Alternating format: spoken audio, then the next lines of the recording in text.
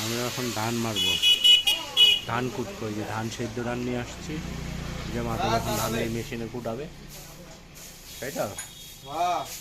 বাবা তুমি কি করবে, কি করবে? এটাতে ধান কুটবে, তখন কি বেরোবে? চাল বেরোবে। হ্যাঁ, আমরা এখন চাল বের করবো ধান থেকে। ওই যে মাথা বললো ধান দিয়ে ধানে বেরোচ্ছে। তোমার ধান দিয়ে চাল বেরোচ্ছে না? তোমার ধান দিয়ে চাল বেরোচ্ছে না? ধান দিয়ে ধানে বেরোচ্ছে। মাধবের নাকি ধান দিয়ে ধানে বেরোচ্ছে, চাল আর বেরোচ্ছে। বাবা ওইখানে উপরে দিতে হইব, উপরে দিতে হইব। ওইখানে ওইখানে দিলে চাল বেরোবে, উপরে উপরে দিলে চাল বেরোবে। হ্যাঁ, নাহলে পরে তুমি তো দিচ্ছ ধান, তো ধানই বেরোচ্ছে, চাল তো বেরোচ্ছে না। হ্যাঁ, ধান দিলে উপরে দিলে পর পাবেন, কয় বছর আগে উপরে দিলে তারপরে হচ্ছে চাল বেরোবে। তো বলো তাড়াতাড়ি আমার চাল দাও।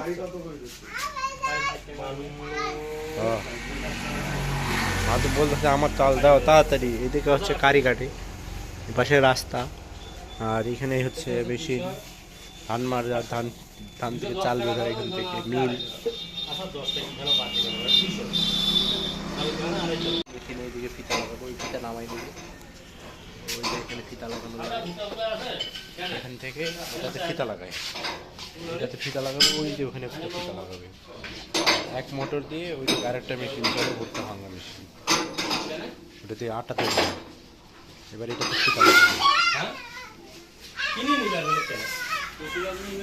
এই যেটা বেল পড়াচ্ছে, বেল দিয়ে এটা ঘুরবে মেশিন, এই পাশে বেল দেবে, এই পাশে বেল দেবে, তাই না?